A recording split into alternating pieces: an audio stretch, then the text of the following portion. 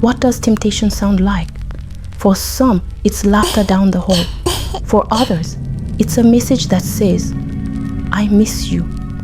But for David Azubike, it sounded like a knock, soft, familiar, and timed to the rhythm of his weakness.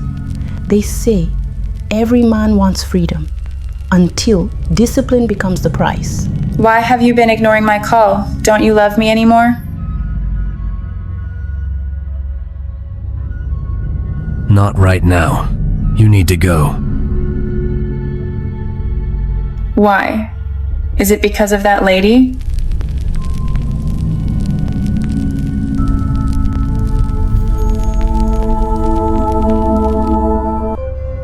You remember where we left them, that moment when silence weighed heavier than truth. If you've ever stood on a cliff with wind in your face, you know that choices echo. They echo into tomorrow, into rooms you've not yet entered, into the way strangers will one day say your name. That afternoon, in the glass boardroom, the echo began with a pen scratching paper. David signed, not because he believed he would win, but because pride would not let him lose in public. And pride is brave in front of witnesses, but terrified when the room goes dark. Kiki watched the pen cap snap shut. No triumph crossed her face. She simply logged the time, the place, the condition. 90 days. Daily proximity. Full coverage. Her calm wasn't coldness, it was armor. Armor you forget you're wearing until the war finds you. Chief folded the contract, slid it into a leather folder, and rose. Your first report, he said, is due Monday at 8 a.m. Clear, measurable goals. If you can't measure it, you can't lead it. Then, turning to Kiki, escort him, learn his rhythms, break them when necessary. She inclined her head. Yes, sir.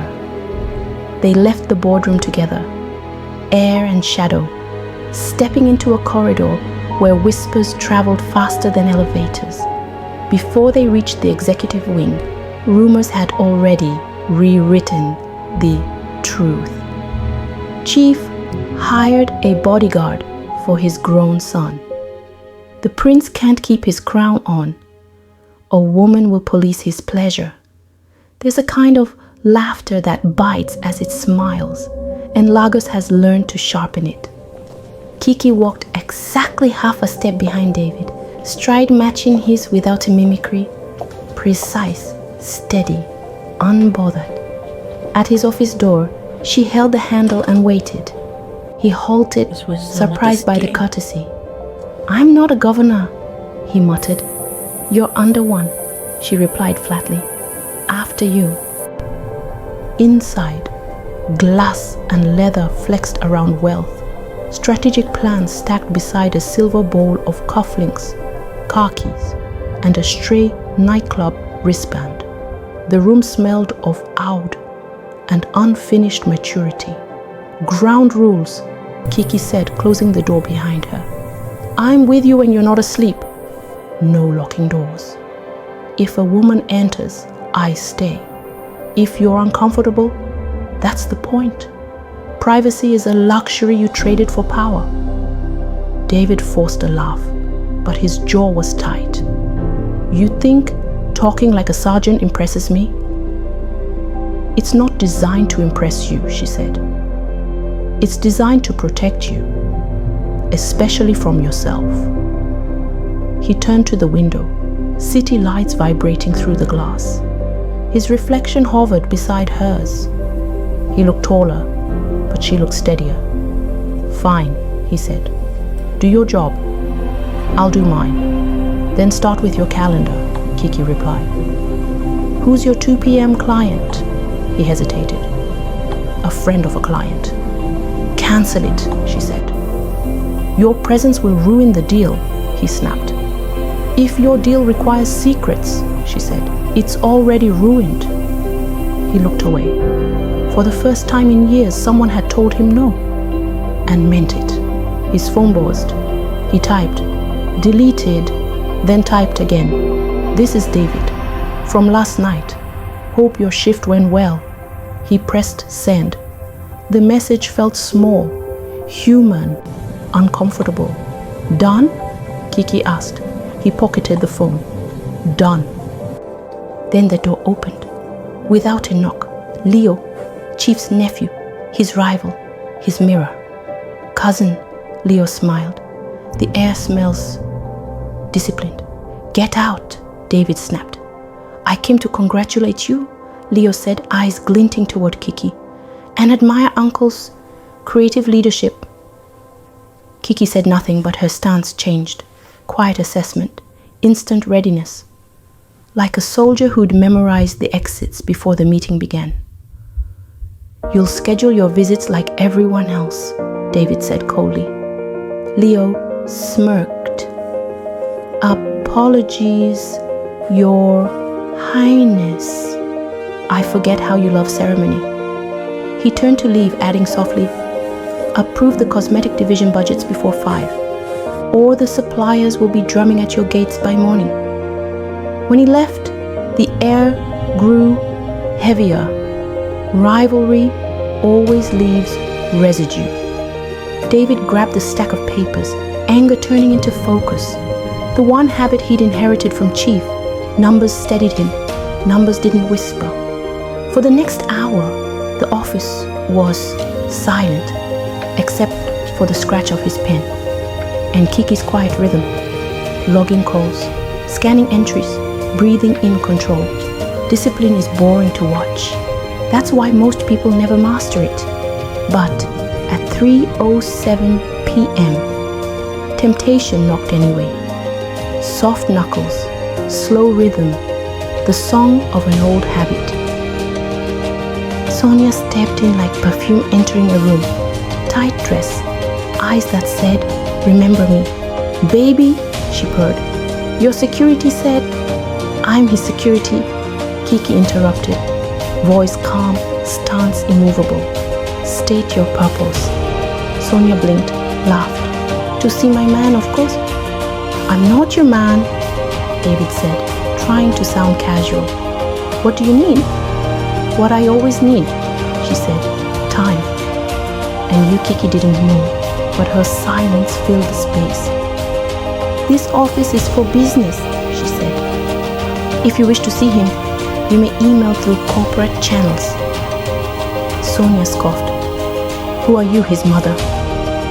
I'm his memory, Kiki replied. I remember what he promised. David stared at the paper, the numbers blurring. 3 days of discipline already felt like punishment. Desire doesn't die when you bury it. It grows roots. Sonia, he said, this isn't a good time. She crossed her arms. It's never a good time when you're trying to forget me. Kiki stepped closer, firm, but respectful. You can wait outside, she said. If he wants to talk, it'll be in public. With me present, Sonia's smile dropped. You think you can control a man? No, Kiki said. But I can remind him of the price of pretending. Sonia looked at David. Choose. He looked up, torn, sweating, silent. And then he met Kiki's gaze. No judgment, no pity, just steadiness. Go, Sonia, he said, voice breaking. Please. The words hurt, but they healed something too. When Sonia left, silence stayed behind. Thick, pulsing, sacred. Kiki didn't say, good job. Praise is sugar. She poured water, set it down and said, drink. He obeyed. Breathe, she said. He did. Discipline teaches you that even small obedience can rebuild broken trust, especially the trust you owe yourself. Why do you care? He asked softly. I don't, she said. I care about the mission. You're standing at the end of 90 days. That's the mission. By dusk, the city had softened. Rita greeted them at the mansion door. Her sigh, the kind mothers give sons they've forgiven too often. Food is warm, she said. Eat with the living, not your phone. He obeyed again. Small victories stacking quietly. Later that night, the house exhaled into silence. David stood by the window, the city glowing beneath him like a living heart. His phone buzzed. A message. "This is Rose. Shift ended fine. Thanks for asking. Good night." He smiled. No performance, no games. Just warmth. Real. Rare. Behind him, Kiki's voice came from the doorway. "I'll be in the adjoining room," she said. "If you wake up making decisions, knock on the wall." He half smiled. "You think I'll knock?" "I think men knock for different reasons," she said. "Some for rescue, some for witness." When she left, he whispered to the night, "Help." Help doesn't always come as thunder. Sometimes it comes as rules, as routine, as a stranger who refuses to treat your weakness as your identity. Near midnight, temptation came again. No words, just a photo.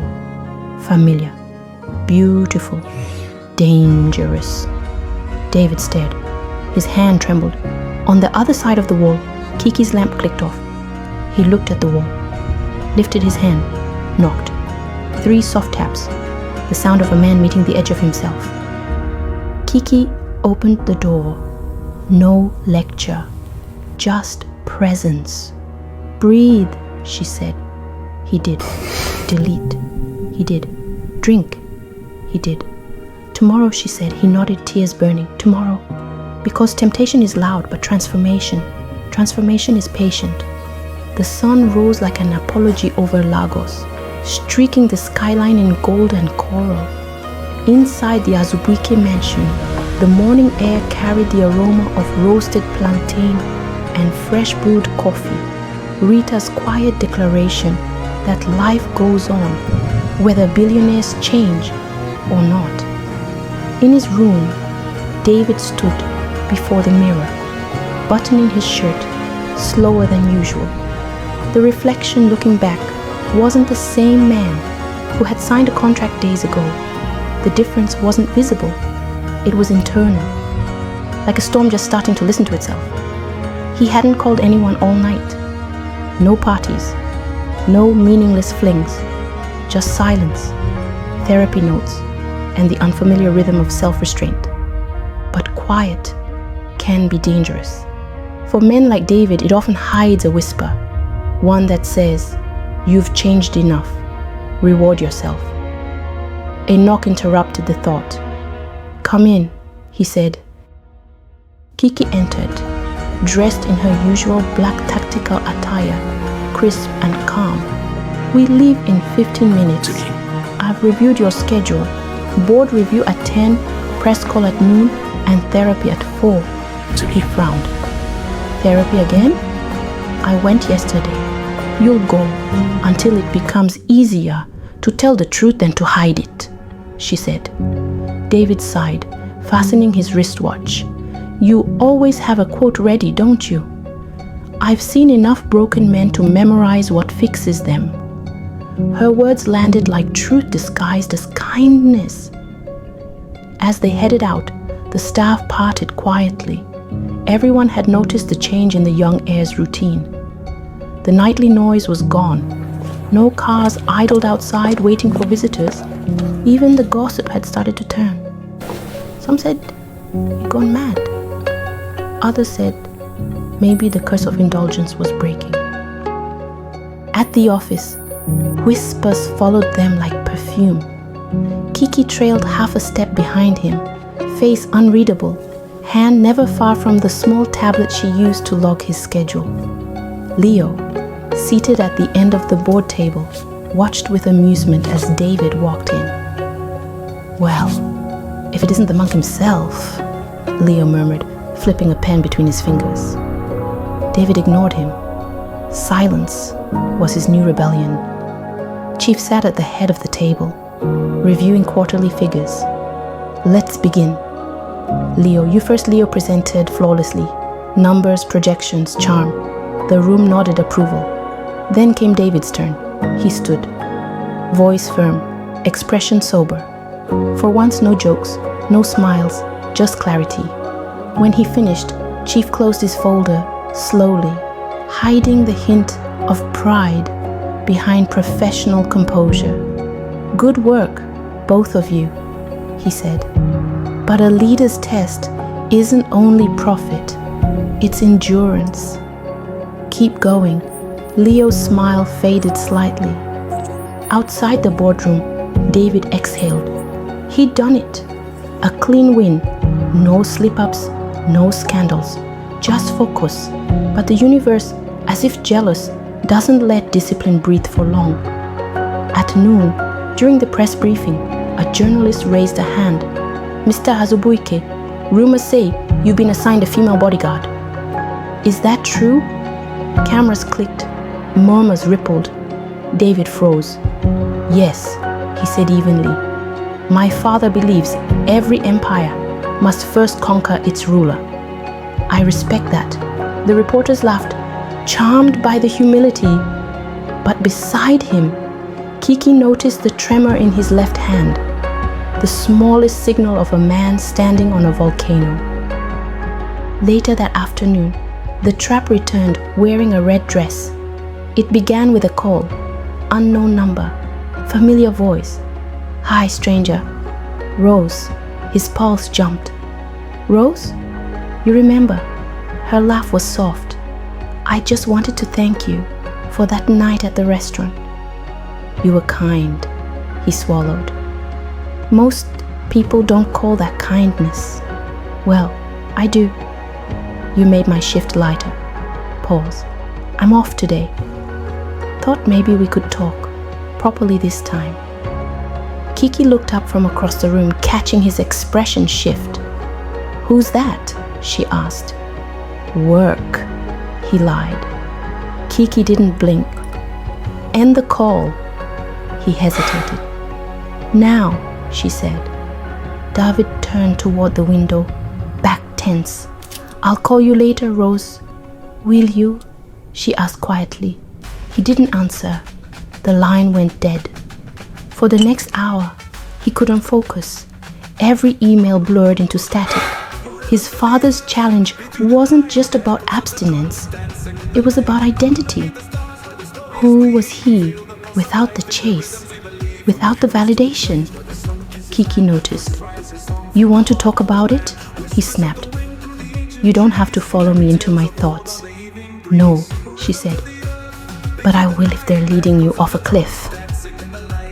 Her tone wasn't harsh.